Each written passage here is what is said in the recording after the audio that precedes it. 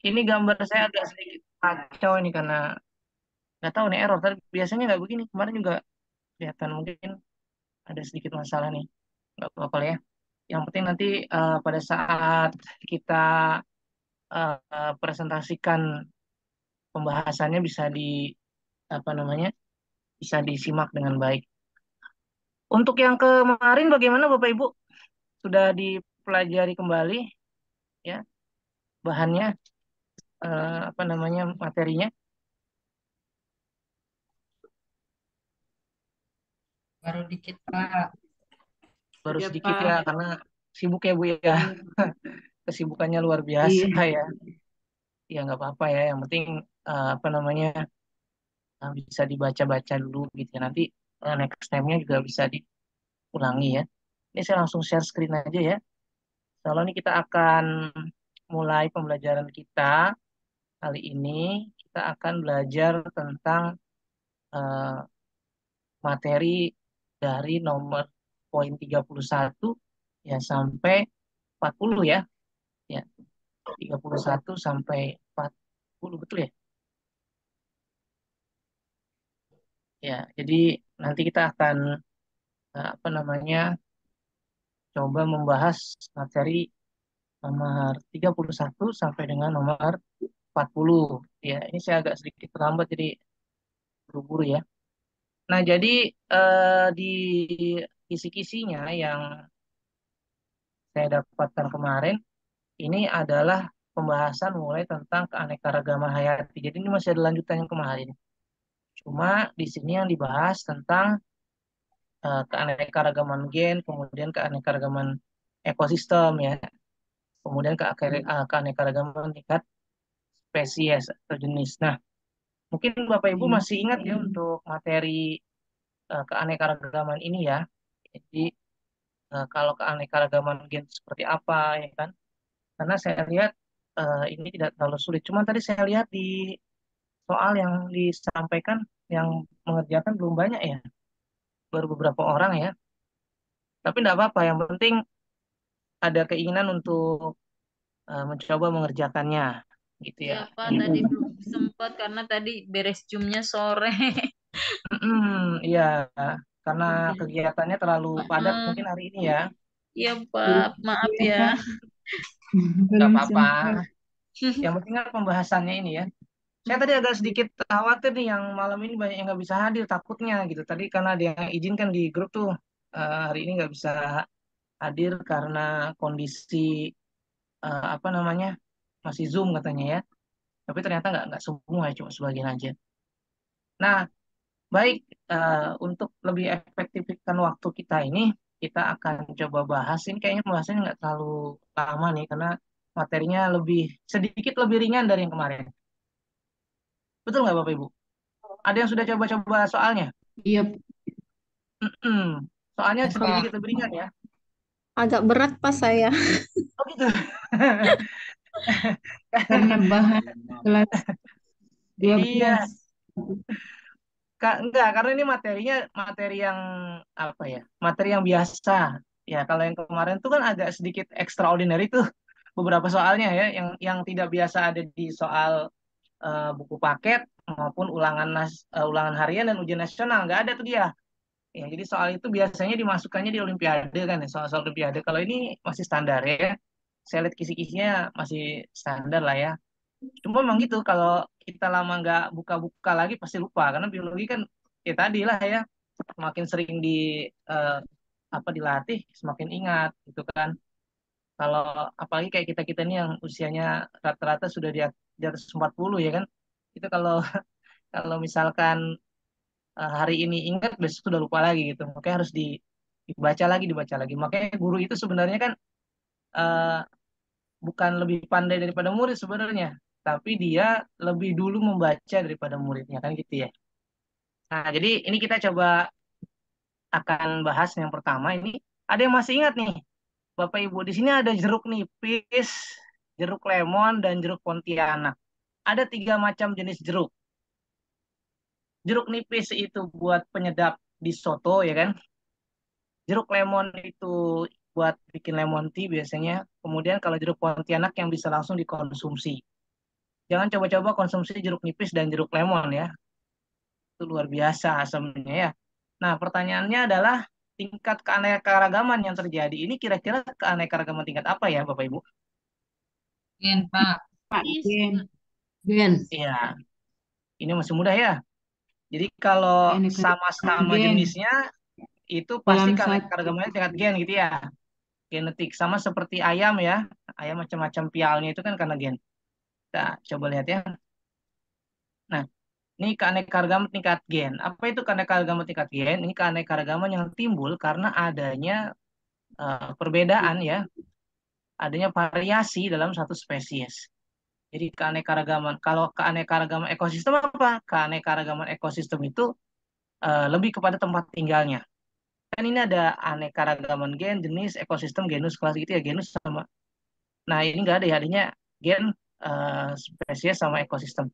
Kalau keanekaragaman ekosistem itu merujuk pada keragaman tempat tinggal, ya ekosistem darat, ekosistem laut, dan itu terdiri dari beberapa macam apa namanya komunitas ya, populasi ya kan. Kemudian jadi dia banyak. Kalau ini dia lebih spesifik, gitu ya. Nah, jadi jawaban yang tepat adalah keanekaragaman gen. Nah, kalau ini nih, Pak, Bu, ini kan ada Kalau kelapa. keanekaragaman spesies. Nah, ini apa nih? Keanekaragamannya, keanekaragamannya. keanekaragaman jenis. Jenis ya. Ya, di sini kan ada nih. Ini udah ada keterangannya ya. Berikut ini adalah berikut ini alasan kenapa ketiga tanaman tersebut masuk kategori keanekaragaman spesies atau jenis. Kenapa nih, Pak, Bu? Spesies. Kan ada kelapa nih, ada aren, ada pinang. Kok dia masuk keanekaragaman spesies ya, gitu. Atau keanekaragaman tiga jenis ya? Apakah karena perbedaan bentuk morfologi yang mencolok? Option A, bagaimana option A? Kan, Pak. Morfologi bukan. Morfologi itu tampilan fisik ya, tampilan Bilang. fisik. Kalau tampilan fisiknya mah sama ya, Bu ya, mirip, mirip bukan sama, mirip. Nah, kalau genusnya sama, Monokotil sing. kalau genus tuh gampangnya kita lihat dari nama ilmiahnya. Ini nama ilmiahnya beda ya. Berarti yang E juga salah. Yang B, terdapat perbedaan pada penyusunan gen dalam satu spesies. Habitat ini. Oke, coba skip dulu. Yang C, habitatnya sama. Kira-kira gimana? Apakah tempatnya sama, Pak? Bu kelapa, pohon aren, pohon pinang, Sama itu sama nggak? Pak. Sama. Iya kah? Lingkungan yang tidak. Iya kah? Pohon kelapa itu di Sama. pantai kan ya? Beda, Pak. Tidak. Oh Tidak, iya, iya. berarti yang C salah juga ya. Nah, jadi saya kalau ragu-ragu tuh biasanya baca yang lainnya dulu nih. Yang mana nih? Oh, ini salah, gitu kan. Struktur Iya, gennya Pak. berbeda. Struktur Kalau gen. struktur gen berbeda, tadi nomor satu, ya sama-sama jeruk, tapi struktur gennya berbeda. Nah, jadi yang ini pembahasannya. Jadi, keanekaragaman tingkat spesies ini adalah variasi dari berbagai spesies dalam satu komunitas. Dia masih satu komunitas. Ya, kemudian kalau bedanya populasi sama komunitas apa ya, Bu? Dia Kalau dipahaminya. populasi itu masih satu jenis Mm-mm. kelompok, Pak.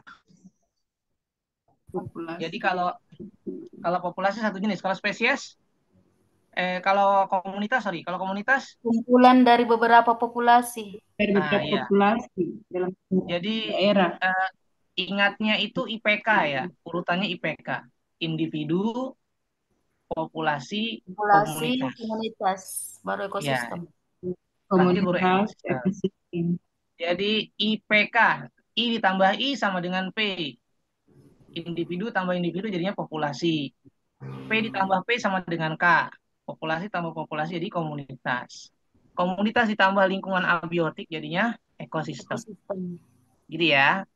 Nah, ini kita lihat nih. Jadi di sini keterangannya adalah berbagai spesies dalam satu komunitas yang disebabkan perbedaan susunan struktur dan jenis gen. Nah, ini ada di poin B ya, Oh, struktur dan jenis gen. Setiap spesies jenis makhluk hidup tentu memiliki karakteristiknya masing-masing kan. Nah, pohon kelapa, aren, pinang, sepertinya mirip nih secara morfologi tampilan. Nah, berarti ini apa namanya eh, menolak pernyataan yang A ya. Yang A berarti tidak sesuai. Kenapa? Karena di sini kan secara morfologi dia bentuknya sama. Meskipun spesiesnya berbeda. Tahu dari mana spesies beda? Nah, tadi saya bilang kalau mau tahu spesiesnya dari nama ilmiahnya.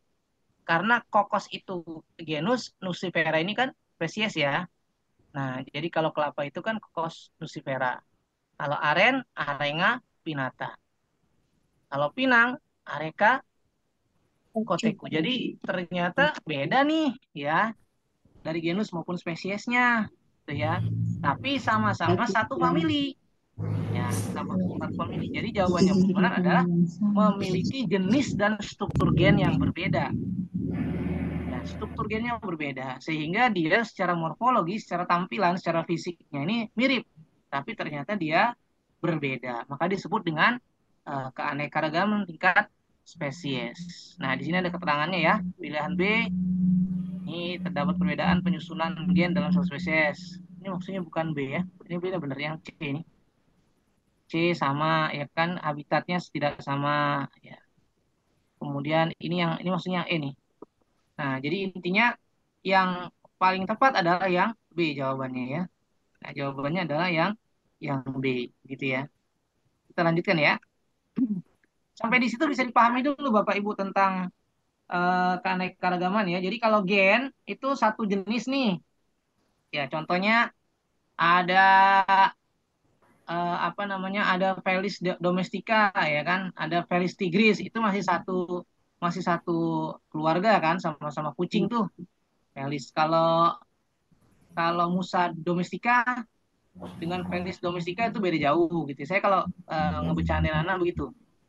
Mana nih yang kekerabatannya dekat? Ini ada Felis tigris, ada Felis domestica, ada Musa domestica.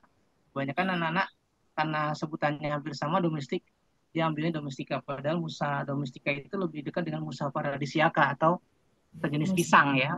Iya. Gitu. Nah, jadi dilihat dari sana ternyata ada perbedaan dari tingkat spesies tadi. Nah, kalau tingkat genus itu lebih ke jeruk tadi ya, macam-macam jeruk, kemudian warna pada apa ya bunga mawar ya kan ada merah, ada yang putih gitu kan. Warna itu lebih pada gen. Tapi kalau untuk yang kelapa, siwalan, kemudian aren ya itu tadi lebih kepada spesies. Begitu ya. Kalau ekosistem udah jelas beda. Nah, kemudian ini agak sedikit berpikir ini. Yang nomor 3, bagaimana mekanisme regulasi gula darah diatur oleh glukagon dan insulin? Dan apa yang terjadi pada individu dengan diabetes? Nah, ini kita sering dengar nih ya, wah diabetes nih, kencing manis itu kan. Yang kita tahu kan karena kekurangan insulin. Nah, sekarang pertanyaannya bagaimana mekanismenya? Regulasi itu diatur oleh glukagon, gitu ya. Apakah glukagon meningkatkan kadar gula darah, sedangkan insulin menurunkannya? Nah, ataukah insulin meningkatkan gula darah, glukagon menurunkannya? Atau glukagon dan insulin bekerja sama untuk menjaga kadar gula darah supaya stabil? Atau glukagon dan insulin tidak berpengaruh pada kadar gula darah? Jadi individu diabetes tidak mampu menghasilkan gula darah. Atau yang E, bersama-sama untuk menurunkan kadar gula darah. Nah, pertanyaan ini. Jadi pernyataan ini yang paling tepat yang mana kira-kira? Nah, ini ya paling tepat nih. Jadi yang paling tepat dari kelima pernyataan di atas, tadi ada yang udah bisik-bisik tuh kayaknya yang A gitu, iya. Adalah yang A. Kenapa? Karena glukagon itu dia meningkatkan kadar gula darah, sedangkan insulin menurunkannya. Nah, makanya kalau kena diabetes itu kan suka disuntik insulin ya, Bu ya. Disuntik insulin itu tujuannya buat Iya, apa? Pak. Untuk menambah kekurangan daripada insulin tadi gitu. Katanya ini kebanyakan makan minum yang manis-manis nggak juga sebenarnya ya. Jadi banyak faktor sebenarnya kan diabetes tuh ya. Sekarang sudah ditemukan. Dulu katanya keturunan, ternyata enggak. Sekarang bahkan diabetes bisa pada anak gitu ya. Nggak pada orang dewasa aja. Ternyata banyak faktor di situ. Ya kan apa namanya penyebabnya ini nggak mesti harus karena faktor keturunan. Ada yang bilang kalau kalau orang kena diabetes jangan makan malam nanti gula darahnya tinggi. Enggak juga kalau makan malam terus langsung tidur ya iya gula darahnya tinggi. Tapi kalau dia setelah makan malam dia beraktivitas dan sebagainya itu nggak juga gitu ya. Nah jadi sebenarnya yang lebih tepat ini karena dua dua ini glukagon dan insulin tadi. Kalau insulinnya bagus maka dia akan stabil gitu ya. Jadi ini jawabannya A. Kalau yang sampai di sini bisa dipahami ya Bapak Ibu ya. Kalau ini udah pasti kalau ini eksak nih, nggak bisa diganggu gugat ini ya. Oke, kalau sudah oke, kita lanjut ya. Nah, kalau tadi yang ditanya adalah tentang regulasi gula darah. Nomor 4 nih, bagaimana peran hormon kortisol dalam respon stres? Dan apa konsekuensinya jika kadar kortisol itu terus-menerus tinggi? Nah, kortisol tuh apa ya Bapak Ibu Kortisol ya? ini apa? Hormon kortisol dalam respon Kortisol.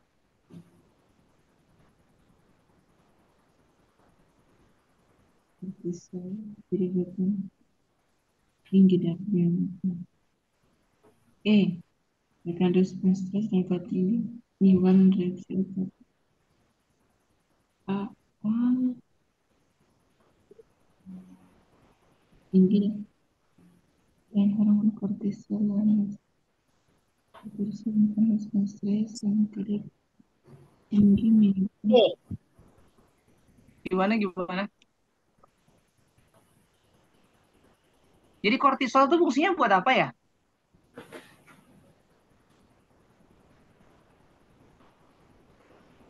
fungsi Metabolisme, Metabolisme. Terus, katabolisme. nah, oke, kita lihat ya. Jadi di sini kortisol itu kalau dalam tubuh itu sebenarnya berfungsi salah satunya ya, salah satu fungsinya adalah untuk menekan stres. Kortisol. Ya, jadi yang lebih tepat di sini jawabannya adalah D. Kenapa? Kortisol ini dia menghasilkan energi yang cukup besar ya. Ya, ketika sedang dalam keadaan ancaman atau tertekan atau stres. Jadi ketika kita stres, ini kortisol ini yang berpengaruh terhadap kadar kita ya. Nah, kalau terlalu banyak kortisolnya terlalu banyak, ya kan, ini menyebabkan gangguan tidur, ya, dan menyebabkan apa namanya gangguan tidur itu apa insomnia ya. Jadi nggak bisa tidur, jadi lelah dia, capek dia bawaannya ya, karena dia terlalu stres. Nah, makanya kenapa orang yang stres itu gampang dimasukin penyakit gitu, karena dia ke dalam kondisi lemah tadi, itu kan. Nah, ini jadi kenapa kok bisa bisa lemas ya? Orang bisa lelah ya? Karena kortisol ini menggunakan gula darah. Ya. Jadi kalau dia bisa berfungsi salah satunya dengan cara menggunakan eh, gula darah atau glukosa dan lemak untuk menghasilkan energinya tadi. Kan kita sama-sama tahu ya kalau karbohidrat itu kan fungsinya adalah untuk penghasil energi ya.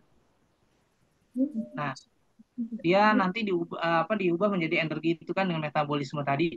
Nah, kemudian katabolisme ya dirombak menjadi energi. Nah, energi inilah tadi yang digunakan untuk melawan apa namanya tekanan tadi under pressure kalau kita dalam tekanan itu maka kortisol ini yang akan berperan itu. Makanya orang yang stres gampang capek. Kenapa? Karena ya tadi kortisol tadi diambil dari gula darah dan energi ya menghasilkan energi. So, ini kalau bisa menghasilkan energi tadi. Gitu ya Bapak Ibu ya. Ini C, materi boleh. ini jadi D agak yang benar Ini C atau D, Pak? Betul, Pak? apa tuh? iya D atau Kortisol. apa tadi jawabannya Pak apa yang benar ini? Ini Kalau yang D ini Kalau berpengaruh. menurut pernyataan itu jabat C, pengarah Pak. yang Coba kita oh D. iya, mohon maaf Bu. Ininya nih seperti biasa ininya error nih ya. Kita perhatikan yang pembahasannya aja nih opsinya kebalik-balik kayak saya ngambil dari Google Form-nya kemarin itu. Jadi sama seperti yang kemarin Ibu kerjakan itu ya, yang di A, yang di C nih ya. Ini yang benar ini yang C. Kalau di sini sebenarnya C nih. Di opsi ini C.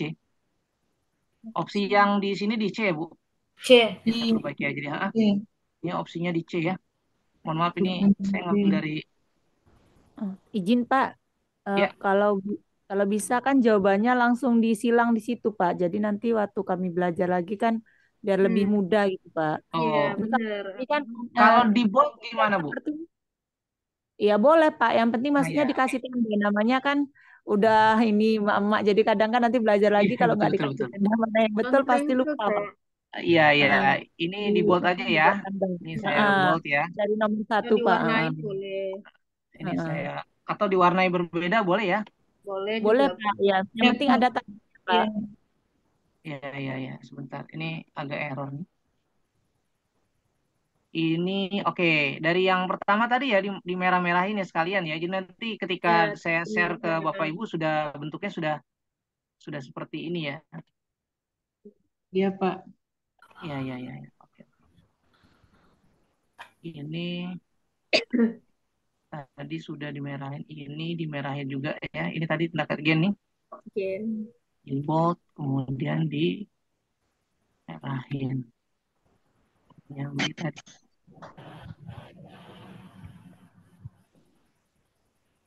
Oke, ini. Oh, yang ini yang tiganya belum. Tiganya belum saya hitamkan ya. Belum Ya, dibuat, belum dimerahin. A. Gini A. ya. Ini karena pakai PPT jadi nggak bisa dicoret-coret. Ini saya agak ribet juga nih. Nah, gini ya. Ya, nggak apa-apa. Untungnya bisa Tapi langsung nih karena pembacaannya live ya. tetap, Pak.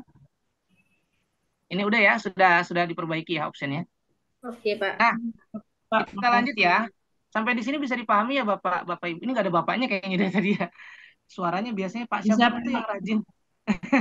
Sepertinya sedang ada acara. Nggak apa-apa ya. Kita lanjut nih. Ya, mohon dikoreksi ya nanti kalau ada kesalahan terutama di jawabannya ini ya. Kadang-kadang saya suka keliru ngetiknya tuh. Mau ngetik apa yang keluar apa gitu ya. Nah, ini sekarang ini udah dihitamkan malah. Gejala mudah lelah dan depresi, tekanan darah tinggi, hal ini disebabkan oleh kalau di sini kan jawabannya C nih, kekurangan hormon adrenalin. Betulkah? Nah, pertanyaannya kalau kelebihan apa namanya? Pituitari kenapa gitu kan? Itu tari. Kalau kekurangan anti diurektika gimana? Nah, pertanyaan kan gitu ya.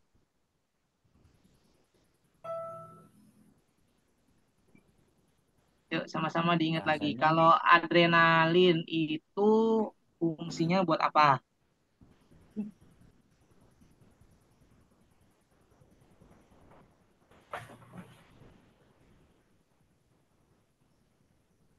Meningkatkan fungsi organ jantung. Adrenalin. Adrenalin hormon ketika sedang stres ya, Pak. Biasanya. Hmm, Iya. manfaatnya ketika apa nih? Kalau stres mirip seperti yang tadi ya, Kotsel tadi. Jadi adrenalin itu kan kita tuh sering tuh dengar kata-kata gini, memacu adrenalin nih gitu ya. Kita naik apa namanya? Wahana yang bisa memacu adrenalin misalnya. Naik gunung memacu adrenalin. Nah, maksudnya apa tuh? Jadi adrenalin itu ada sebenarnya adrenalin ini yang merespon ketika tubuh kita dalam kondisi stres gitu ya, betul. Nah, pertanyaannya kalau terlalu berlebihan kenapa? Terus kalau misalnya kalau dia kurang bagaimana? Kan gitu ya. Ini kan adrenalin ada dua nih. Berarti kan jawabannya ini kan nomor 5 jawabannya pasti adrenalin, ya kan? Karena pertama sudah dibuat, yang kedua ini ada keterangan lelah, depresi dan sebagainya. Nah, jadi begini Bapak Ibu, hormon adrenalin tadi adalah hormon yang berfungsi sebagai apa namanya respon tubuh terhadap stres ya. Ketika kita stres ini dia merespon. Nah, kalau dia kurang ya, sorry. Nah, kalau dia kurang, ini sekalian sama yang bawahnya, eh, dia akan menyebabkan depresi, ya kan, tekanan darah tinggi, kan gitu ya. Jelas, kenapa? Karena dia stresnya tingkat tinggi nih, ya kan? Orang yang stres, dia nggak bisa mengendalikan stresnya kan lama-lama depresi ya Bu ya. Iya, jadi gampang lelah depresi kan gitu ya. Kenapa? Karena hormon adrenal ini dipergunakan untuk meningkatkan fungsi organ jantung, membantu mengalirkan lemak ke seluruh tubuh dan meningkatkan kinerja sistem pencernaan. Jadi dia menenangkan. Jadi kalau kita stres tuh adrenalin yang membuat kita tenang. Ya, kelebihan hormon adrenalin ini menyebabkan tekanan darah tinggi. Nah, jadi kalau kelebihan juga jadi menyebabkan tekanan darah tinggi sehingga merusak Kurang. pembuluh darah.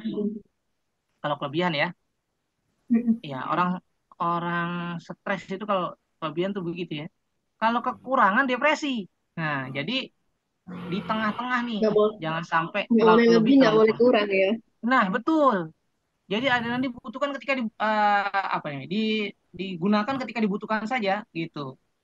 Ya, tadi ketika kita dalam kondisi terjebak nih kayak sekarang contohnya saudara kita yang di Palestina tuh itu adrenalinnya meningkat tuh kenapa? Lagi tidur tiba-tiba dibom. Nah, itu kan langsung tuh adrenalin tuh yang bekerja set gitu kan. Nah, gimana nih caranya supaya bisa menyelamatkan diri kan gitu ya?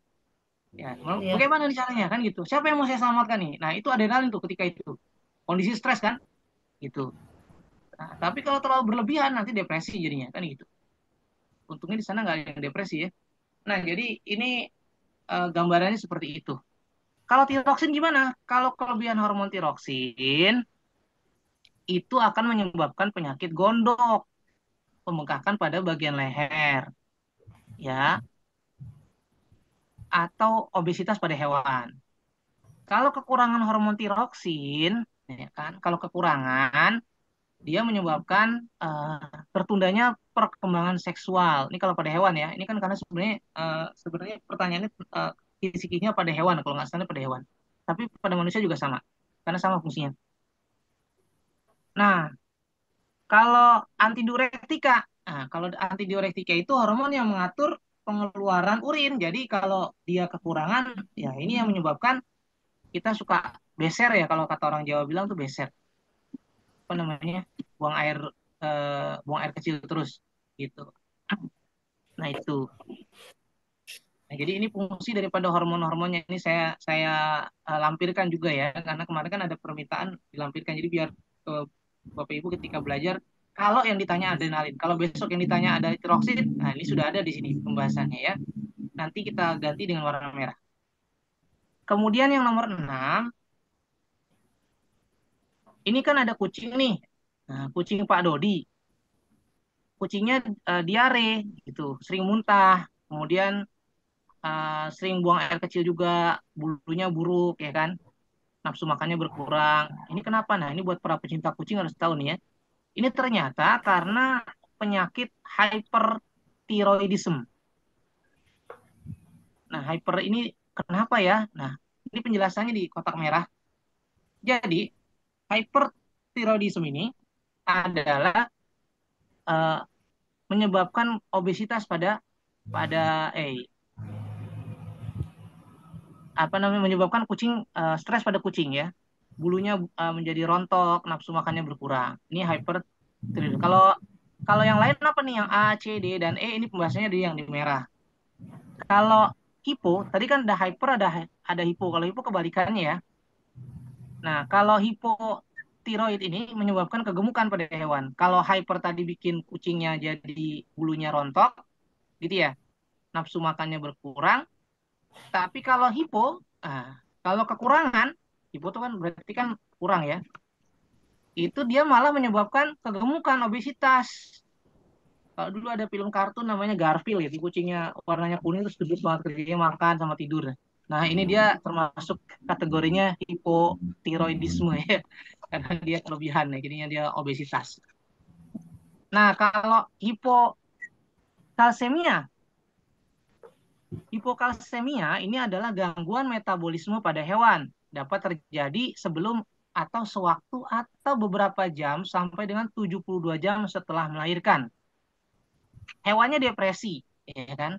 Nggak bisa berdiri, kelemahan bagian belakang, eh, atau bisa sampai nggak sadarkan diri. Ini saya pernah lihat videonya tuh ada sapi yang kaki belakangnya nggak bisa berdiri ya. Mungkin kalau pada manusia kayak baby blues gitu kali ya. Jadi setelah dia melahirkan dia stres gitu ya. depresi, hewannya depresi. Nah, jadi depresinya hewan itu seperti itu. Ini hipokalisia. Kalau yang selanjutnya kalau hipopituitari. Nah, ini apa lagi nih? Nah, ini menyebabkan penyakit Gigantisme. ya. Jadi ada gangguan ya. Kalau kalau hipo dia apa namanya pendek, kalau hyper dia tinggi. Ya, ada tuh hewan apa ya yang pertumbuhannya tidak apa ya, yang di luar normal ya. Tingginya di luar normal ada seperti itu. Nah, ini tentang hewan. Kalau di manusia gimana? Kalau di manusia nggak jauh berbeda karena apa namanya sistem hormonal yang ada pada tubuh manusia dengan hewan kan hampir sama ya. Karena manusia itu kan masih apa namanya secara fisiologi yang mirip-mirip dengan hewan, walaupun nggak sama banget sama hewan ya. Itu. Nah, jadi ini gambarannya apa namanya apa saja yang menyebabkan penyakit pada hewan. Sampai di sini bisa dipahami. Nah, ini dua pembahasan ini tadi itu yang extraordinary yang tidak yang jarang sekali dibahas di saat pertemuan di sekolah, betul ya? Ini ada yang ngajar kelas 11 Bapak Ibu, biologi. Adakah? Berapa? Iya. Kan sistem hormonnya udah di kelas 11 ya. Biasanya soal-soal seperti ini nggak pernah ada ya di soal-soal umum ya. Semester 2, Pak. Iya, semester 2. Tapi di soal-soal umum jarang dibahas yang begini-begini. Lebih ke Jarang, Pak. ya. Nah, jadi memang jadi kalau soal yang saya lihat di apa namanya soal-soal PPG ini sebenarnya lebih ke dasarnya Bapak Ibu. Jadi kita harus menguasai prinsip dasarnya tadi gitu ya. Enaknya kan ada kisi-kisi tuh. Jadi kita nggak usah keluar dari kisi-kisi. Pelajari aja apa yang ada di kisi-kisi itu gitu. Nah, tinggal kita nanti cari padanan soalnya yang ada dalam kisi-kisi itu apa. Yang saya sampaikan ini kan contoh soal. Makanya kenapa kemarin saya sampaikan setiap poin dari kisi-kisi itu saya kasih dua soal buat compare, buat perbandingan, gitu ya. Nah, jadi nanti ketika Bapak Ibu menemukan permasalahan di luar jam ini bisa ditanyakan. Cuman mungkin kalau siang saya agak sedikit responnya agak lambat karena siang saya biasanya ngurus penerbitan kan. Jadi malam ya agak sore lah, sore saya biasanya ngurus penerbitan sampai jam 4 sore. Kalau saya nggak ngajar di bimbel biasanya jam 4 agak agak luang waktunya jam 4 ke sana. Nah, jadi kalau misalkan menunggu soal yang perlu kita bahas, nggak apa-apa, nanti kita bisa langsung bahas di grup ya lewat WA karena waktunya kan sudah sebentar lagi. Nah, sementara yang kita bahas ini kan secara apa sampel ya, jadi sampel soal sesuai dengan kisi-kisi. Ya syukur-syukur ya beruntung ketika ternyata soalnya keluar gitu, alhamdulillah gitu ya. Tapi ketika soalnya mirip, ya itu juga alhamdulillah. Nah, makanya kita coba nanti kalau ada yang soal-soal yang kira-kira perlu kita bahas, bisa nanti kita kita apa namanya kita bahas juga gitu ya. Nah, ini tadi 4 soal yang tadi. Yang pertama tadi kan soal yang pertama mudah ya, keanekaragaman tingkat gen dan spesies itu udah umum. Nah, setelah itu ada 4 soal yang ternyata tidak umum. Nah, soal yang tidak umum ini adalah penguasaan konsep sebenarnya. Kalau ditanya, emang ada materi? Ada di materinya gitu. Ada di materinya, cuma ini materi jarang ditanyakan. Karena biologi itu subbabnya banyak, setiap subbab bisa menghasilkan banyak pertanyaan. Gitu ya. Oke, kita lanjut ya. Ini tadi sudah pada hewan. Nah, ini ini ada yang di atas itu adalah gambar semangka tanpa biji. Ya, ini semangka tanpa biji ini kan kita senang ya Bu kalau makan semangka nggak ada bijinya ya. Karena kalau makan semangka tuh paling capek kalau ada bijinya ya kan. Habis waktunya buat ngebuangin bijinya tuh dari mulut dilepeh-lepehin gitu kan. Nah, ini ada semangka tanpa biji ya. Nah, semangka tanpa biji ini sebenarnya adalah hasil modifikasi. Ini sayangnya udah ada jawabannya ya di sama E ini ya. Giberellin. Tapi ada yang mau menyanggah nggak? Kan di sini jawabannya yang dihitamkan giberellin nih. Ada yang mau menyanggah nggak kira-kira?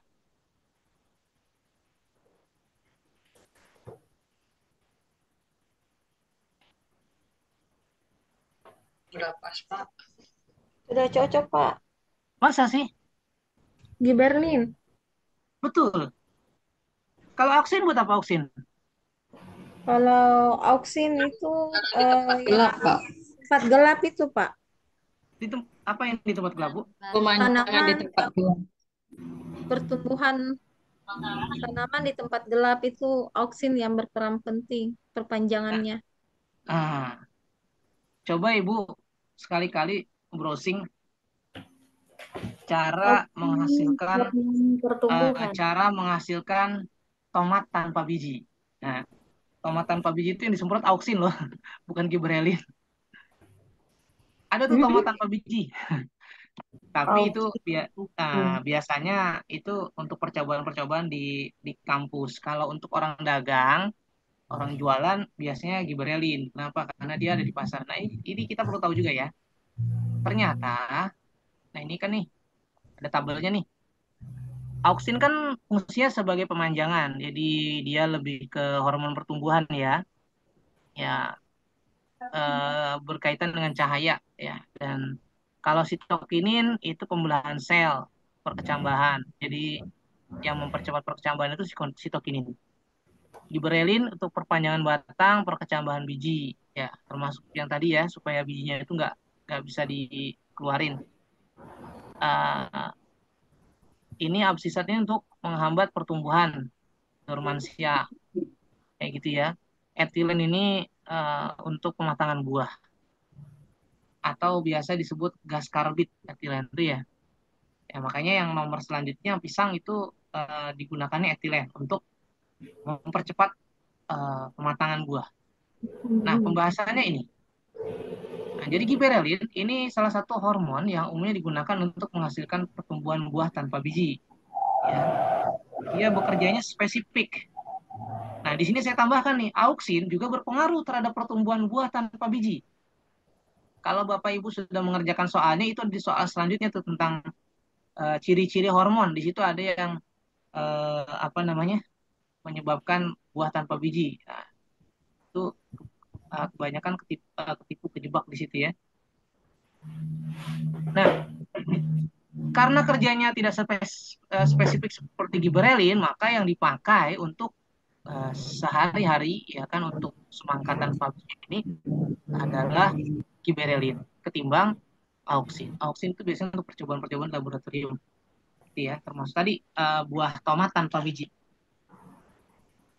Kan ada yang nanya gini, kalau buah tomat tanpa biji, kenapa orang nggak ada bijinya juga nggak ada masalah gitu ya? Kalau semangka tanpa biji ada nilai jualnya, betul ya?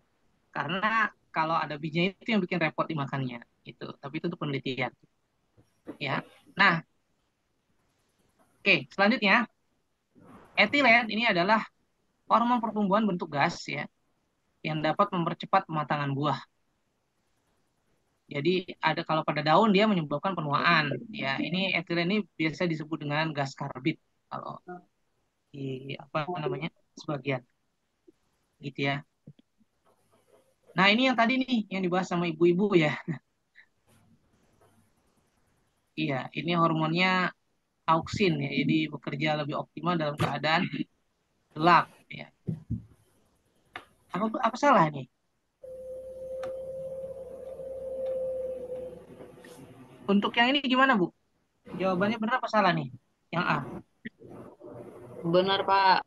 Benar, Pak. Kalau saya tadi di soal saya jawab apa? Ya, nggak di opsinya nggak diacak ya, Bu ya. Kebetulan dapat yang A ya. Iya. Ya, kan ini auksin semua nih. Yang A tuh hormon auksin pada tanaman A bekerja optimal di keadaan gelap sehingga tanaman tumbuh lebih panjang. Sedangkan sebagian hormon auksin pada tanaman B rusak karena cahaya matahari.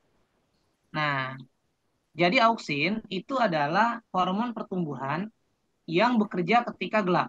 Betul. Dia optimal ketika gelap. Ketika tidak ada cahaya matahari, dia akan mempercepat pertumbuhan. Tapi di sisi lain, ada dampaknya nih ternyata nih. Ya, ini kalau bahasa biologis etiolasi ya. Iya, Jadi betul. betul, tempat gelap kerja daripada auksin. Namun biasanya kondisi tanamannya lemah, batangnya tidak kokoh, daunnya kecil, tumbuhan tampak pucat.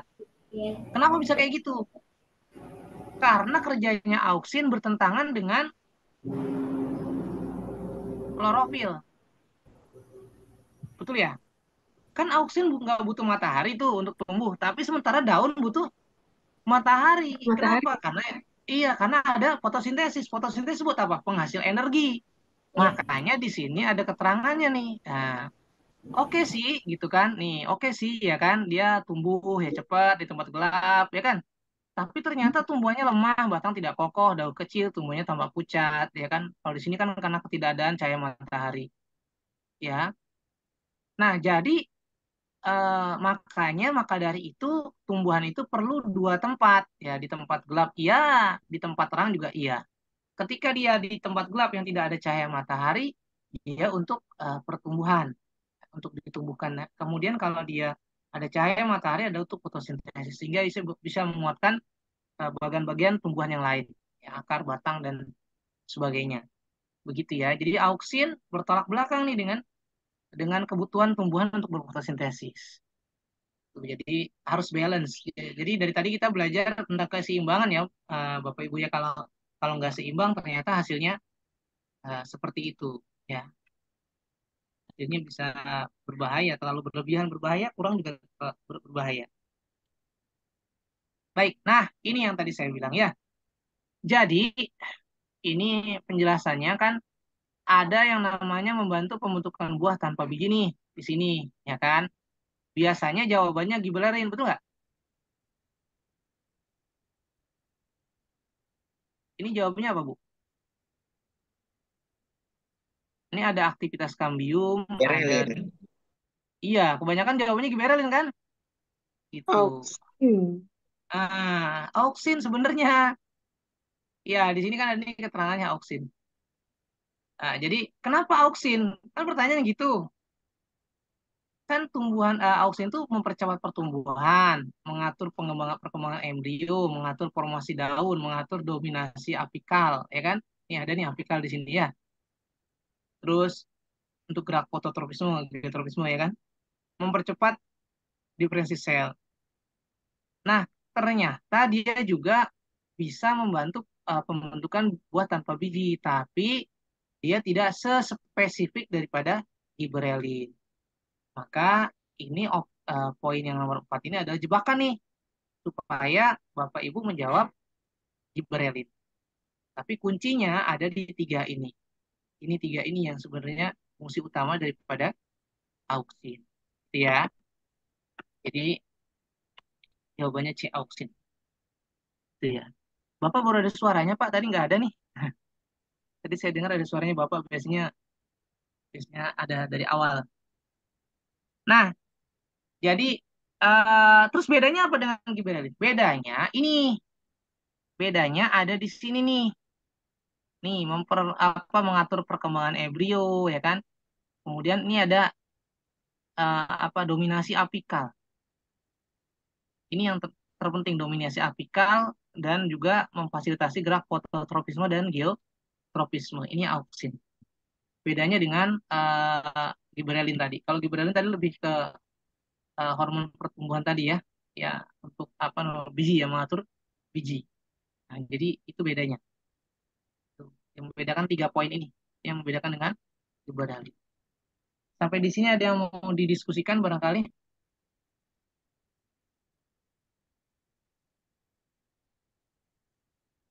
Biasanya agak ramai, sepertinya sedang sedang kelelahan ini ya. Hari Pak ini izin banyak Pak, ini ya. Lanjut ya. izin bertanya Pak. Ya,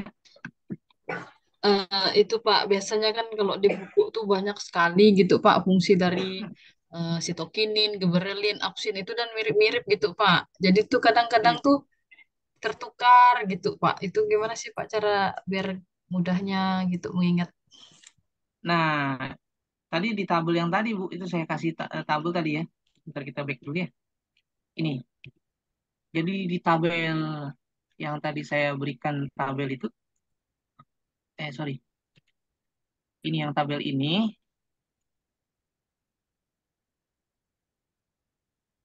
Nah, ini adalah fungsi secara spesifik nih. ya. Jadi fungsi spesifiknya nanti di pembahasan ini nanti ini yang kita garis bawahikan nih.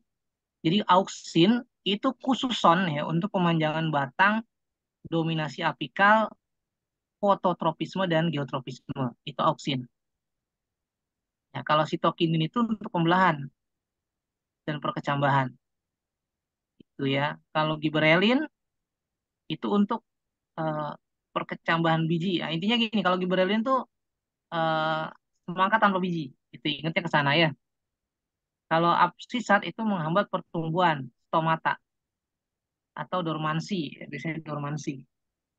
Nah, kalau etilen itu untuk pematangan atau gas karbit gitu. Nah, ini lebih spesifik daripada fungsi-fungsinya di tabel ini sudah dibuatkan. Untuk jembatan keledainya nanti coba saya buatkan di apa namanya di pembahasan yang nanti saya share di Bapak Ibu ya. Ini kan saya buatkan bentuk PDF, nanti sekalian ada perbaikan-perbaikan. Ini yang untuk jembatan keledainya seperti kemarin saya akan soal akan saya buatkan. Iya, maksudnya gitu ya Bu ya, biar gampang hafalnya Bu ya. Ya, Pak. Terima kasih, Iya, Pak. sabar ya. Ah, jadi buatkan. Nyari ilham dulu nih. Iya, nyari ilham. Nah, jadi itu tadi sampai mana tadi kita? Ini saya hapus dulu ini. Slide-nya kelebihan. Ini ya.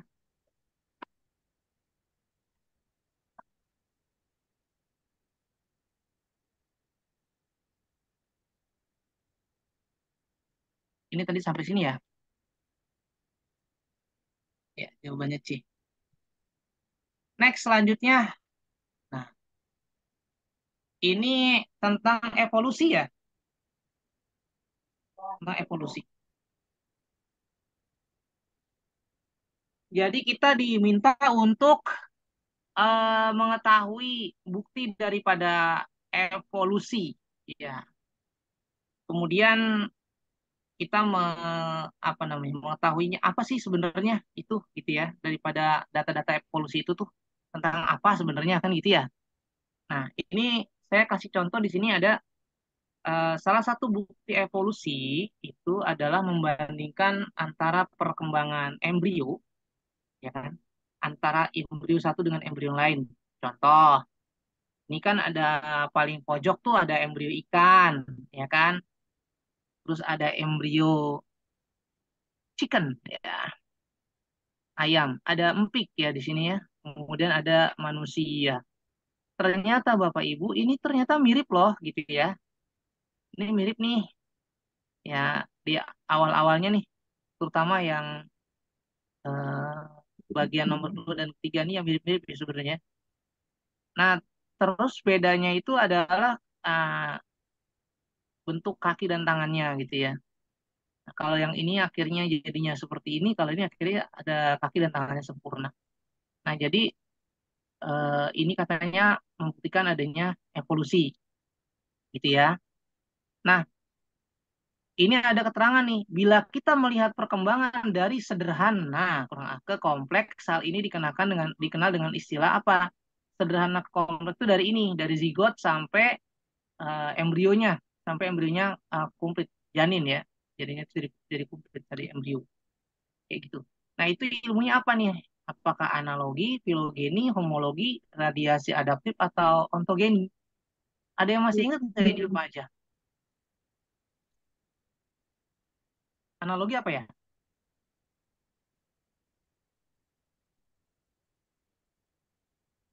Ini analog ditanya lagi di pertanyaan selanjutnya. Organ yang menunjukkan sifat analog. Ada analog, ada homolog. Biasanya kalau analog itu pasangannya dengan homolog.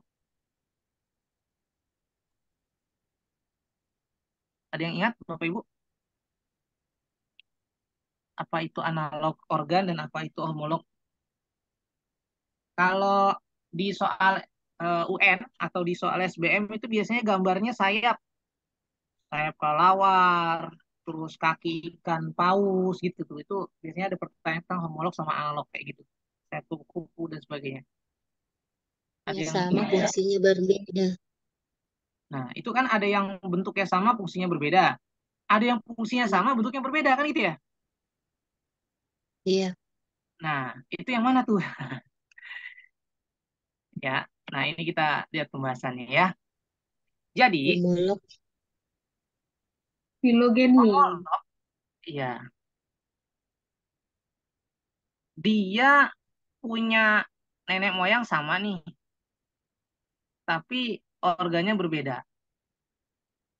Jadi, makhluk hidup nenek moyangnya sama, tapi organnya berbeda. Intinya, fungsinya berbeda. Bentuknya sama, fungsinya beda. Itu homolog. Kalau analog, itu kebalikannya. Gitu ya. Kalau ontogeni apa? Ontogeni ini perkembangan sel telur hingga individu itu mati. Nah, jadi jawabannya yang ini adalah ontogeni nih. Yang pertanyaan ini yang gambar embrio ini. Jadi eh, dari sederhana sampai ke kompleks bahkan sampai ini mati, sampai ini mati. Namanya ontogeni. Ya.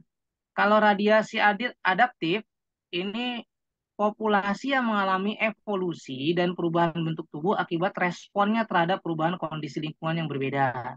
Ini ada contoh burung finch ya dari pindah ke Kepulauan Galapagos ternyata di sana menyebabkan paruhnya berbeda. Ini radiasi Iya. adaptif. Ya, gitu ya. Nah, jadi jawabannya E. Nah, untuk yang di bawahnya, nah ini eh, strukturnya berbeda ya, tapi punya sama fungsi analog tuh. Ya, strukturnya berbeda tapi fungsinya sama. Apa nih contohnya ya? Nah, contohnya ini adalah sayap kupu-kupu dan sayap kelelawar. Jadi sayap kupu-kupu itu beda dengan sayap kelelawar. Sayap kelelawar itu lebih mirip dengan tangan manusia ya, tapi panjang-panjang. Nah, jadi kalau sama manusia dia eh, homolog. Kalau sama ini sama kupu-kupu dia sama fungsi. Jadi dia disebutnya analog, gitu ya. Jadi kalau homolog itu beda fungsi tapi bentuknya sama, asalnya sama, fungsinya beda. Kalau analog itu kebalikannya. Asal usul organnya berbeda tapi punya kesamaan fungsi. Ya.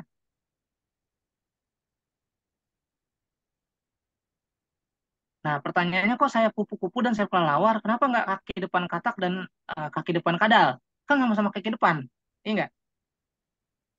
Nah, jawabannya ada di sini. Struktur asal usul. Jadi yang dilihat adalah struktur asal usulnya. Jadi kalau kaki depan katak dengan kaki depan kadal itu struktur asal usulnya sama. Dari tungkai itu kan ya, kemudian jadi kaki. Kalau untuk yang kupu-kupu ini berbeda. Itu. Nah, kalau kelelawar itu kan sebenarnya kalau pada manusia itu tangan ya, Bapak Ibu ya, tangan terus jadi sayap gitu ya. Nah, kalau kuku kan bukan tangan, ya, tapi dia organ yang berbeda, emang sayap dia gitu kan. Nah, tapi fungsi sama-sama buat terbang. Nah, itu perbedaannya di situ. Sampai di sini bisa dipahami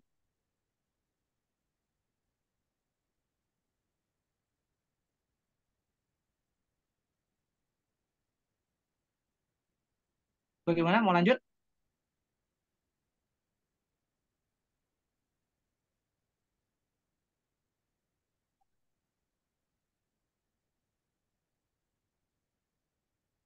Kita Lanjut. lanjut ya. Oke, ini tidak ada respon ya. Udah mulai lelah, ya nggak apa-apa ya. Aduh, maaf. Nah, ya. Nah,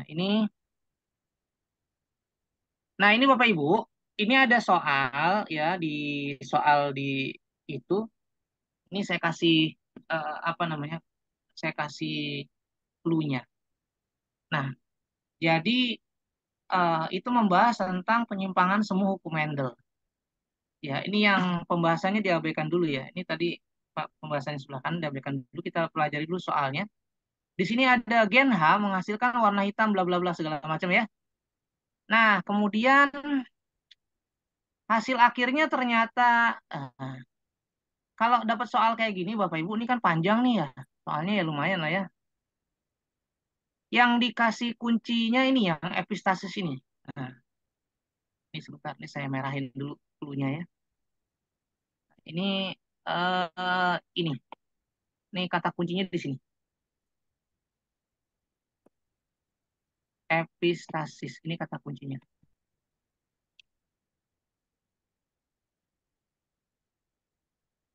Sorry.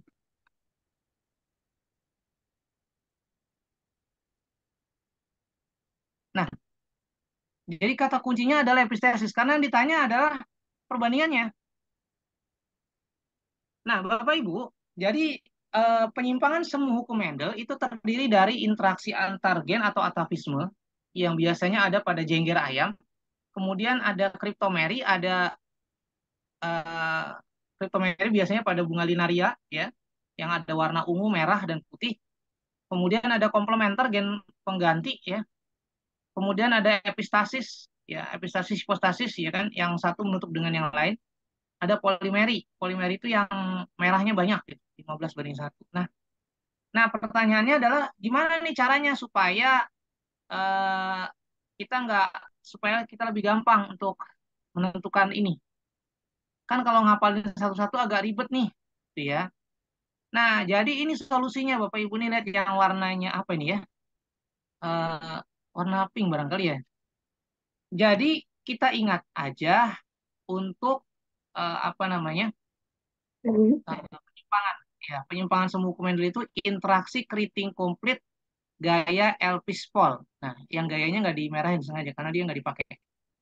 Interaksi keriting komplit gaya Elpis-Pol. Ngapain bikin kayak gini? Biar gampang. Biar gampang bikin perbandingannya. Nih, cara bacanya begini. Nah, ini kan interaksi nih. Interaksi itu adalah interaksi antar gen atau apa namanya? Atapisme. Nih, atapisme ya. Ini bisa ya. Nah, ini ya. Sorry. Ini ada atapisme di sini.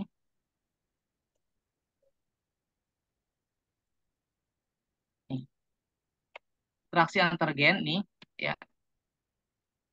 Kalau interaksi antar gen ini normal 9331. Dah. Kemudian yang kedua, ini ada keriting, kriptomeri. Kenapa saya bikin urutan begini? Ya, supaya Bapak Ibu mudah untuk menghafal. Menghafal apa perbandingannya Bapak Ibu? Coba kita lihat. Kalau yang interaksi antar gen 9331. Sementara kalau yang kriptomeri itu adalah 9:3, 3 tambah 1. Nih, ini 3 tambah 1. Jadi hasilnya 4. Oke, bisa dipahami? Oke ya. Halo, halo. Iya, bisa, Pak. Oke ya. Kalau yang komplit ini adalah komplementer. Komplementer juga sama nih. 9 banding, nah 3 ditambah 3 ditambah 1. Hasilnya 7 kan? Nih, jadi 9:7. Nah, untuk epistasis dan polimeri, ini dibalik. Kalau tadi ekornya yang dijumlah, sekarang depannya dijumlah. Elpis ini untuk epistasis, epistasis itu 9 ditambah 3 banding 3 banding 1. Jadi 12:3 banding 1. Sedangkan untuk polimeri, ini adalah 9 ditambah 3 ditambah 3 atau 15:1. Ini belum ditulis di sini, 15:1. Nah, dari sini kita bisa tahu nih. Nah, dari tips ini kita bisa tahu kalau epistasis itu adalah 12:3 banding 1. Jadi jawabannya ini. Gitu ya. Urutannya ini urutannya ya supaya nggak tukar-tukar gitu. Nah, ini gambarannya ya. Kemudian yang yang bawah. Nah, kalau kita udah hafal yang merah ini di kotak merah ini, maka kita akan bisa jawab yang di bawah toh gitu kan. Ini ada 93/4 ya. 934. 934 itu berarti 9/3, 3 ditambah 1. Apa tuh yang 3 ditambah 1? Nah, kripto. Kriptomeri. Jadi jawabannya kriptomeri. Nah, ini jadi maksud saya ini dibuatkan seperti ini supaya mudah dalam perbandingan. Kalau di buku paket atau di modul-modul itu biasanya kan ngacak tuh. Nggak ngacak sih, sebenarnya nggak salah juga dibuat seperti itu. Cuman saya memudahkan untuk perbandingan karena biasanya yang ditanya adalah tentang perbandingan, ya perbandingan-perbandingannya itu. Baik ya, nah jadi ini adalah gambarannya ya. Nah kemudian sampai di sini bisa dipahami Bapak Ibu.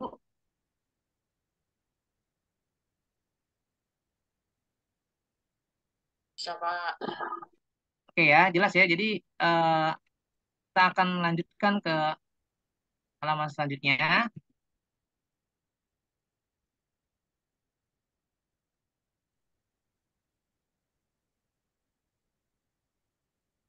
Lanjut. ini ada anak lucu ya. Di sini ada sindrom Down. Sindrom Down. Sindrom Down terlihat pada gambar terjadi karena kelebihan satu kromosom, tepatnya kromosom nomor. Nah, ini lihat gambarnya kayak gambarnya biasa aja ya. Jadi contoh daripada sindrom Down itu biasanya dilihat dari wajahnya. Wajahnya berbentuk bulat, kemudian matanya agak sedikit sipit, terus matanya biasanya berdekatan atau juling ya. Nah, jadi itu sindroma Down. Jadi kalau anak-anak dengan sindroma seperti ini biasanya mukanya mirip-mirip walaupun beda keturunan. Yang bilang muka 1000. Muka 1000 ya mukanya sama ya. Nah, ada kaki 1000, ada muka 1000. Jadi jadi mukanya sama gitu. Coba kalau mereka suruh kumpulin, wah sama semua. Mau laki mau perempuan sama. Nah gitu. Sindroma Iya. Down ini adalah sindroma yang lahir, organisme yang lahir dengan kelebihan kromosom nomor 21. Ini udah ada nih pembahasan di samping ini. Ya, kelebihan kromosom nomor 21. Gitu ya. Ya, itu kan kromosom tuh kalau ada tuh ya dari nomor 1 sampai, nah itu dia kelebihan. Jadi jawabannya D nih. Nah, pembahasan yang lain, ini kaitannya dengan pertanyaan selanjutnya. Kalau 44A XYY itu apa ya? Kalau 44A XYY ini kan kromosom kelamin ya, XY, atau gonosom. Ini kalau terjadi mutasi pada kromosom kelamin yang menyebabkan adanya penambahan kromosom kelamin, jika yang bertambahnya itu kromosom Y seperti ini, maka dia terkena yang namanya sindroma Jacob. Ya. Tapi kalau yang ditambahnya adalah kromosom ini, XX, XX-nya 2 kali ya, kan harusnya X-nya cuma 1 ya, tapi ini X-nya 2 gitu. Nah, itu adalah uh, sindroma Klinefelter ya, ada penambahan gitu. Nah, kalau yang sindroma Edward maupun sindroma Down itu adanya di autosom ya, atau kromosom tubuh tadi pada kromosom nomor 18, 21 ya kan. Nah, kalau yang patau itu gimana? Ini kelewat 1 nih. 13. Kromosom nomor berapa? 13. 13. Jadi kromosom kelamin atau kromosom tubuh jadinya Apa ya? apa ya? Kalau kromosom yang ada nomornya itu kromosom tubuh, Bu. Jadi autosom. Kalau yang tidak ada nomornya kan ini X dan Y ini kromosom kelamin atau gonosom. Karena kromosom kelamin itu cuma ada 2. Laki-laki itu XY, perempuan XX. Jadi kalau dia XYY, nah itu udah menyimpang. Kalau dia XXY, menyimpang. Sama seperti Drosophila. Ya, Drosophila itu kan ada penyimpangan kan. Kromosomnya bertambah.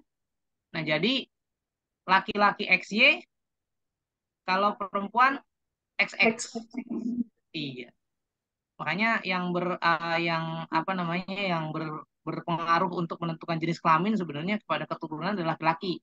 Kalau yang membuahinya sperma X maka anaknya perempuan. Kalau yang membuahinya sperma Y anaknya laki-laki. Ini suka saya buat jadikan bahan candaan tuh di kelas kalau sama anak-anak ya. Jadi nanti kalau ibu-ibu saya bilang gitu, kalian nanti suatu saat jadi ibu-ibu terus anaknya perempuan semua atau laki semua, disalahin sama suaminya. Nah, bilang bapak nih nggak belajar biologi gitu ya. Jadi yang berpengaruh terhadap keturunan itu laki perempuan itu bukan ibu, tapi bapaknya. Kalau anaknya perempuan semua, salah bapak. Kenapa sperma yang ditaruh sperma yang X bukan sperma yang Y? Kalau anaknya laki semua, salah bapak juga. Kenapa? Karena sperma yang ditaruh sperma yang Y bukan sperma yang X. Sementara kalau perempuan kan X semua. Nah, gitu ya. Ini eh, kromosom kelamin. Gitu ya. Nah, jadi itu gambarannya. Jadi jawabannya A, sindroma Jacob ya. Nanti yang patau ditambah yang 13 ya, pada kromosom 13. Jadi autosom. Sampai di sini bisa dipahami ya. Kalau ini hafalan ya. Ini hafalan. Jadi apa namanya? Bukan dasar teori seperti yang tadi, ini hafalan. Jadi harus dihafal gitu ya. Kita lanjut ya. 2 soal lagi nih ya kalau nggak salah. Nah, ini udah saya langsung bahas juga ya. Kan di sini ada apa namanya? ada pertanyaan pertama, ada kekeliruan di mana bahasa nitrogen DNA timin diganti menjadi guanin. Akibatnya protein yang disintesa keliru. Nah, mutasi gen yang demikian disebut, ini ada transisi perubahan, ada transversi, ada translokasi perpindahan, ada inversi, ada katenasi. Nah, ternyata di sini jawabannya adalah transversi. Nah, pembahasannya ada di sebelah sini, ya, yang biru. Transisi ini adalah perubahan antara basa purin A dengan G atau basa pirimidin C dengan T. Jadi ada kekeliruan. Kalau di sini ini transisi. Transisi itu terjadi antara basa purin. Loh, kalau yang ini apa nih? Nah, yang ini terjadinya kekeliruan. Bahasa timin diganti sama purin diganti sama pirimidin. Kan fatal ya. Ya harusnya kan kalau purin pasangannya purin, ya kan? Kalau pirimidin pasangannya pirimidin. Masih ingat ya sintesa protein ya Bapak Ibu ya? Ya, kalau sintesa protein itu kan ada DNA sense, antisense. Nah, itu kan ada pasangan-pasangan itu. Nah, itu harus saling berkebalikan gitu. Harus saling kebalikan. A itu pasangannya dengan T, kemudian G pasangannya dengan eh, C atau S. Nah, jadi kalau kalau dia salah baca, nah, yang harusnya A itu diganti ya kan dengan T, ternyata A-nya ini bukan diganti dengan T, tapi diganti dengan G. Itu kan C diganti dengan T. Nah, ini anak namanya transisi. Kalau transversi itu perubahan tadi purin menjadi pirimidin. Contohnya ini di soal ini di transversi. Ya, purinnya apa nih? Nah, ini pirimidinnya apa? Pirimidinnya timin. Timin itu pirimidin diganti dengan guanin. Nah, maka ini disebutnya dengan transversi. Kalau translokasi, nah, ini sama aja nih translokasi kan dari namanya udah ketahuan ya. Translokasi pindah lokasi, nah, pindah tempat ya. Ini ada segmen kromosom patah kemudian pindah ke tempat yang lain. Ya, kan kromosom kita tuh banyak ya. Nah, ada kromosom yang patah. Patahannya pindah ke tempat yang lain. Itu namanya translokasi. Nah, kalau inversi udah patah balik lagi nih, tapi kebalik. Misalnya ABC jadi CBA gitu ya. Dari ABC jadi CBA. Nah, itu perbedaannya antara apa namanya inversi dan translokasi. Kemudian kalau katenasi ini ada dua kromosom nih yang melakukan translokasi yang tidak homolog, maksudnya bukan dari satu apa namanya satu pasangan ya. Mereka terjadi translokasi, kemudian membuat lingkaran, nempel jadi lingkaran. Kalau duplikasi itu duplikat, di copy, ya di copy, kemudian adanya pertambahan. Yang mestinya tadi A B C D jadi A B C D A B C. Nah, ada tambahan di situ. Itu adalah duplikasi. Ini masih sederhana sebenarnya ya. Tapi setelah ini materinya yang agak lumayan sedikit berpikir ya. Nah, ini ada gambarnya biar lebih jelasnya ya. Delesi, perhatikan delesi. Ini tadinya ada D di sini. Di delete, dihilangkan. Jadi tinggal A, B, C, dan E. Ini delesi. Duplikasi. Nah, A, B, C, D, E, ternyata B dan C diduplikat. A, B, C, B, nah, A, B, C, B, C, D, E. Nah, ada lagi nih BC-nya dua kali. A, B, C, B, C, D, E. B, C, B, C, D, E. Kalau inversi, nah, inversi, tadinya ada A, B, C, D, E, kebalik tuh. Patah masuk lagi nih A, D, C, B, E. Nah, kalau translokasi, ya translokasi itu ini. Ya, nih A, B, C, ini ada MNO, ya kan?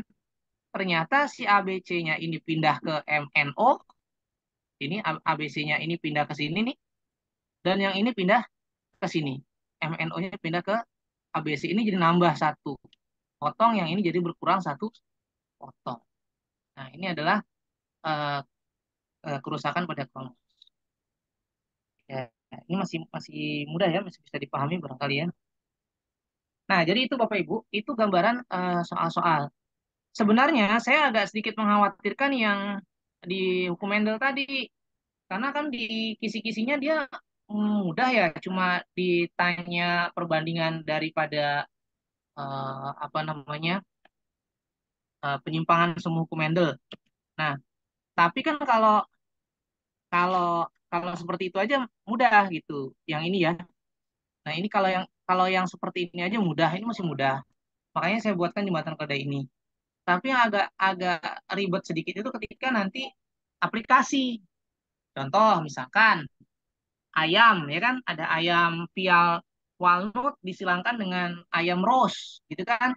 Nah, perbandingannya berapa atau dihasilkan sekian keturunan, berapa yang rose, berapa yang walnut. Nah, itu kan kita harus dikerjakan lebih lebih cermat lagi. Atau model soal ujian masuk ya, UM UGM pernah ada itu ada soal yang tidak ada genotipnya ya. Di situ cuma ada soal contoh soalnya misalnya ayam berpial walnut disilangkan dengan ayam berpial rose gitu ya. Dengan menghasilkan perbandingan 3311. Maka genotip induknya yang tepat adalah, nah kita disuruh nyari genotipnya. Nah itu kalau nggak pakai trik itu agak susah itu ya carinya. Itu harus ada triksnya juga. Nah, tapi saya lihat di kisi-kisinya, oh ini cuma tentang bisa menentukan aja nih termasuk penyimpangan semu yang mana, itu lebih mudah sebenarnya. Gitu ya. Jadi bersyukurlah gitu ya ternyata seperti ini. Kemudian yang pewarisan sifat juga kemarin hereditas juga cuma perbandingannya aja. Jadi nggak yang ada hitung-hitungan yang lebih rumit. Itu syukur banget karena itu kategorinya yang mudah. Mungkin itu ya. Ada yang mau ditanyakan barangkali Bapak Ibu?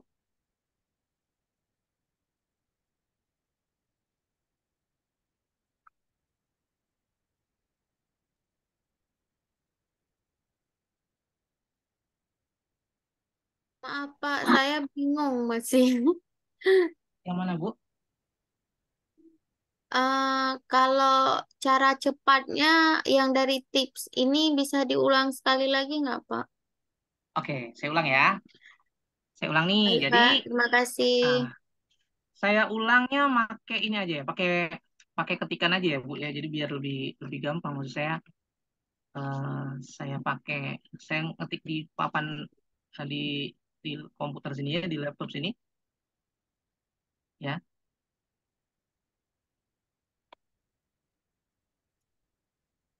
Ini yang tadi ini saya kopikan ke sini ya, tipsnya ya. Nah, nah ini kan ada ada interaksi antar gen, ada kriptomeri, ada komplementer, epistasis, hipostasis, gitu ya. Nah, jadi eh, ini maksudnya gimana sih gitu? Maksudnya begini. Ini saya hilangkan dulu ininya. Saya hilangkan dulu ya ininya. Saya hilangkan ininya dulu.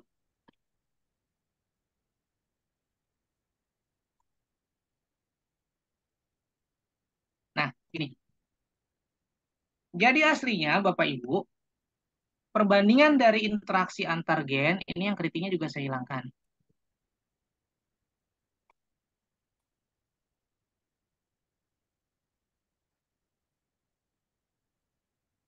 Ini apa namanya? Penyimpangan semu, Mendel,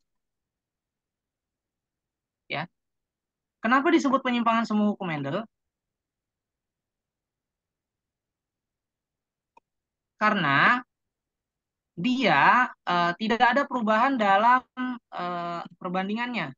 Maksudnya jumlah perbandingannya tetap sama, kombinasinya tetap 16 karena kan kita tahu ya hukum Mendel itu hukum Mendel 2 itu perbandingannya 9331 16. Nah, tapi ternyata di sini yang 9331 cuma ada ini doang interaksi antar gen. Yang ini 934, 9 banding 7, 9 banding 12 banding 3 banding 1. Dan jadi pertanyaan gini, loh, kok ini interaksi antar gen disebut penyimpangan?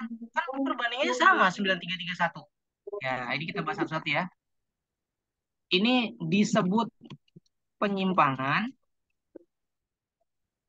karena dihasilkan jenis baru.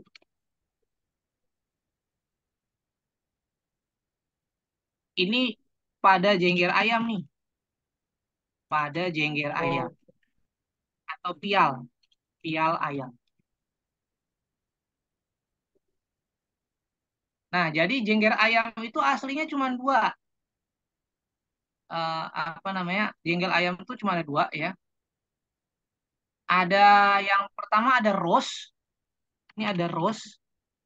Ya kan? Disilang sama single.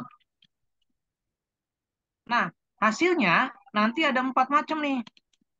Ada rose, ada pea, ada walnut, ada single. Ya, ini disebut penyimpangan karena ini ada 4. Ya, ini saya kasih warnanya, kasih warna beda lah ya, biru boleh. Nah, karena dihasilkan jenis baru. Dihasilkan jenis baru.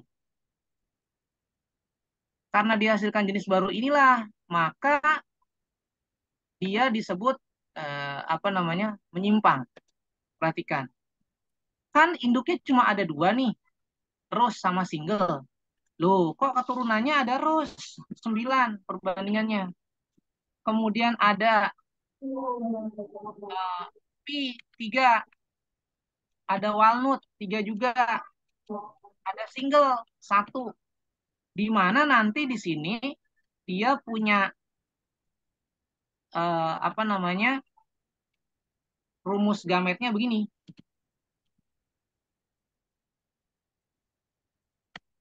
Gitu. Nah, sementara yang ini rumus gametnya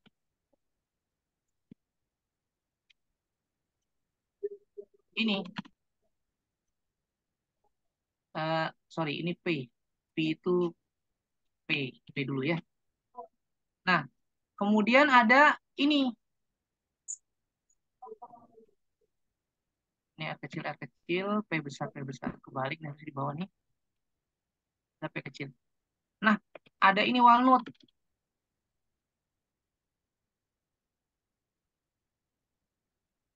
Ya, ini ada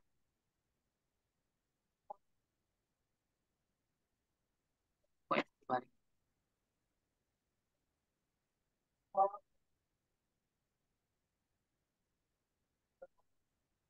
Sorry.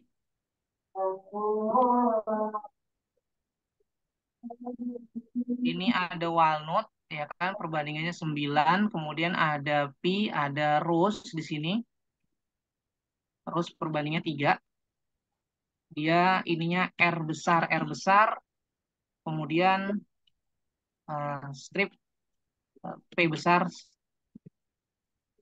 strip. Ya, kalau single ini normal. RR PP. Atau bahkan ada lagi nanti persilangan antara walnut dengan single. Loh, kok hasilnya ada 4 macam. Intinya ada jenis baru nih, gitu ya. Ada jenis baru. Tapi perbandingannya tetap 9331. Maka interaksi antar gen ini disebut penyimpangan. Harusnya kan kalau 9331 kita tahu dua sifat ya, Bu. Misalnya merah tinggi dengan putih pendek. Hasilnya nanti ada merah tinggi, merah pendek. Putih tinggi, putih pendek, kan gitu ya. Loh, kok ini enggak? Jengger A dengan jengger B, hasilnya jengger A, jengger B, jengger C, jengger D. Ada 4 macam. Maka dia disebut dengan penyimpangan. Nah, kalau kriptomeri gimana? Kriptomeri ini terjadi penyimpangannya di sini. Nih, penyimpangannya. Ini saya kasih merah. Penyimpangannya di sini. Gitu ya, 4. Nah, 4 ini gimana? 4 ini, tadi kan di rumus yang 4 ini adalah penjumlahan dari 3 ditambah 1. Tuh. Ditambah 1. Ya, 3 yang mana? Kan harusnya ini kan harusnya ini kan gini nih. 9 banding 3 banding 3 Banding 1. Banding 1 gitu ya harusnya ya. Nah, ini nih posisi dia si 3:1 ini yang saya merah ini. Ini ya. 3:1 ini ada yang dijumlahkan nih jadi 4 ini. Jadi 4 ya. Nah, kalau 7 gimana? Nah, 7 tinggal ditambahin aja yang di atas nih. Kan tadi ini sudah 4 nih. Ditambah 4. Ini ya 4 ya. Nah, 7 kan ini. Nah, ini saya tulis lagi di bawah. Kan harusnya, sorry. Harusnya ini kan dia, harusnya dia kan 9331 juga nih. Yang ini, komplementer ini. Ini, 9, 3, 3, 1 kan gitu ya harusnya ya. Nah, harusnya kan 9331. Ternyata ini 7, ya kan? Nah, 7-nya ini saya kasih warna apa ya? Ungu deh, ungu. Nah, nggak kelihatan dikasih warna ungu ya. Nggak kelihatan perubahannya. Saya kasih warna ini deh, biru. Nah, 7. Ya, 7 ini kan, lah 7 ini ternyata, nah, ini saya ganti warnanya jadi warna hijau.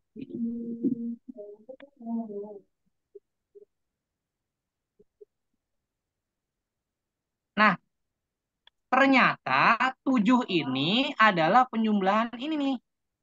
Ini saya kasih warna merah. Nih, kasih warna merah dengan garis kuning. Nih, 3. Ini paham ya maksudnya Ibu ya? Saya kasih 3:1, saya kasih kuning sama merah biar sama dengan atasnya ya. Oke? Nah, jadi 7 itu penjumlahan dari ini. 3 Penjumlahan dari 3 tadi ya, ditambah 3 yang hijau tadi. 3 hijau nih saya kasih warna hijau. 3 hijau. Nah, ditambah dengan 3 4. merah. Ditambah dengan 4 merah ini. Nah, ini saya copy paste ke sini. Nah, gitu ya. Paham ya? Ya. Ya, jadi tinggal jumlah-jumlah aja. Ya kan? Di sini kan ada 3 tambah 1, 4. Nah, terus yang ini nih, 4 tambah 3, 7. Gitu kan ya? 7 ya kan? Ya, ini 3 tambah 1 itu sama dengan 4. Kemudian 4 ini ditambah 3. Ini 4 tambah 3 ini hasilnya 7. Itu. Jadi maksudnya biar urutannya lebih gampang.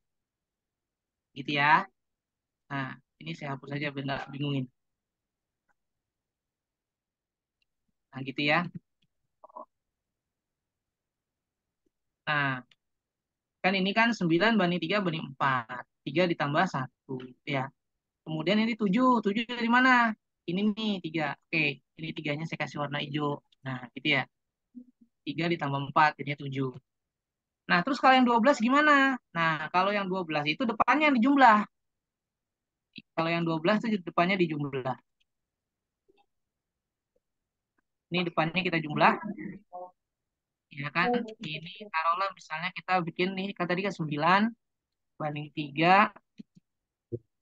3 banding 1. Ini 12. 12 adalah hasil penjumlahan merah ini. 9 ditambah 3. Oke? Oke, Bu. Nah, yang ini saya ubah warnanya, tadi kan hijau, sekarang saya ubah warnanya jadi biru. Nah, ini ada 15. Nah, jadi 12 ini adalah penjumlahan 9 tambah 3. Ini 12, saya kasih kuning-kuning. 9 tambah 3 hasilnya adalah 12. Itu. Nah, sementara yang 15 dari mana? Nah, 15 ini saya kasih kurung di sini ya. itu 12. 12 yang mana nih? 12 yang ini. Nih, 12 ini. Nah, ditambah 12 ini ditambah 3 yang ini. 3 yang biru. Jadi gampangnya begitu. Jadi hasilnya 15. Ya kan? Begitu, Bu. Jadi maksud dari cara mudahnya tadi supaya lebih berurutan. Ya, supaya lebih berurutan. Tuh, jadi gambarannya seperti ini. Tuh, jadi ada 3 ditambah 4 gitu kan. Jadinya 7. Ada ngurut gitu, Bu. Ini kan 4 ya kan. Jadi kan ini saya hapus dulu. Nah, ini kan 9331 ya kan. Ini 3 ditambah 1. Ini saya warnain merah. Nih, biar lebih jelas. Nih, tuh. Ya kan? 9331. Nah, ini ternyata yang 3 tambah 1 jadinya 4. Gitu ya. Nih, ini ya. 3 tambah 1 jadinya 4. Gitu kan ya? Nah, yang ini 4 ditambah 3 ini. 4 tambah 3 ini jadinya 7. Gitu. Makanya urutannya jadi gampang. 3 tambah 1, 4. 4 tambah 3 nih. 4 tambah 3 hasilnya 7. Gitu. Jadinya 3 tambah 4 jadi 7. Nah, kalau yang 12 itu ini 9 ditambah 3 itu hasilnya jadinya 12. Nah, ini 12 ini. Nah, kemudian 12 ini dijumlahkan dengan ini 3. Hasilnya 15. Itu maksudnya. Sampai di sini bisa dipahami, Bu? Bisa, Pak. Iya. Jadi itu memudahkan aja sebenarnya, memudahkan pengurutannya. Jadi interaksi, kriptomeri, komplementer, epistasis, dan polimeri. Jadi perbandingannya kita lebih mudah. Poinnya kan ada di sini ya, kuncinya di 9331. Oke. Nah,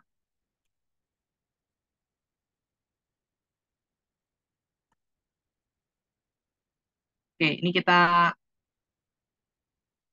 sampai di sini bisa dipahami. Bisa, Pak. Nah, jadi Bisa, ya Pak. ini Terima kasih. ya sama-sama. Jadi insya Allah nanti di pembahasannya akan di-share besok paling lambat siang seperti kemarin. Nanti kita jeda dulu besok rehat. Nanti hari Sabtu dengan hari Ahad kita ketemu lagi untuk pertemuan selanjutnya. Materi yang selanjutnya lumayan agak lebih dalam lagi. Ya karena materi kelas 12. Ya materi selanjutnya itu materi kelas 12. Jadi materi kelas 12 itu ada sebagian yang menghitung. Ya, contohnya menghitung populasi albino di satu daerah kayak gitu ya. Menggunakan hukum Hardy-Weinberg ya. Jadi kita sama-sama tahu Hardy-Weinberg ini bukan ahli biologi, tapi mereka adalah Hardy dan Weinberg ini adalah ahli matematika. Tapi rumus Hardy-Weinberg ini digunakan untuk uh, mencari populasi di suatu daerah. Nah, itu yang agak sedikit ngitung sedikit, tapi nggak terlalu ribet sebenarnya. Nah, semoga besok bisa lebih baik. Ada pertanyaan sampai di sini sebelum kita akhiri perjumpaan kita? Ada, Pak. Ada ya, oke. Kalau nggak ada, kita cukupkan sampai di sini perjumpaan kita kali ini. Ya, mohon maaf atas segala kekurangannya, Bapak Ibu. Terima kasih juga atas waktunya, gitu ya. Semoga perjumpaan kita kali ini ya itu bisa membuahkan hasil yang maksimal buat Bapak Ibu sekalian, ya, sehingga kita semua nanti bisa melaksanakan atau bisa ikutan tesnya lebih lebih mudah lagi. Sekali lagi jangan sungkan untuk bertanya di grup. Insya Allah nanti seperti apapun juga pertanyaannya, insya Allah nanti akan saya coba untuk membahasnya. Kalau memang nanti bisa dibutuhkan untuk pembahasannya, ya. Karena kan itu yang penting Bapak Ibu semua nanti bisa terpenuhi gitu apa pertanyaan-pertanyaannya yang mengganjal di Bapak Ibu sekalian supaya nanti ketika tesnya itu bisa bisa mudah semoga gitu ya semoga bisa mudah untuk mengerjakan soal-soalnya. Oke, kalau tidak ada yang ditanyakan lagi, didiskusikan lagi, insya Allah nanti akan saya share besok ya. Besok akan saya share untuk eh, hasil perjumpaan kita kali ini. Kemudian juga insya Allah nanti eh, akan ada perbaikan-perbaikan yang tadi sesuai tadi ada. Tapi sudah diperbaiki ya. Jawabannya nanti dikasih warna merah ya, dikasih warna merah. Jadi biar bisa lebih tahu mana opsi jawaban yang benarnya gitu ya. Oke, mungkin itu saja dari saya untuk pertemuan kali ini. Terima kasih atas waktunya. Semoga bermanfaat. Mohon maaf atas segala kekurangannya. Sukses buat Bapak Ibu sekalian. Ketemu lagi besok lusa dan saya di bahasan biologi selanjutnya. Terima kasih. Selamat malam. Assalamualaikum warahmatullahi wabarakatuh. Izin ya.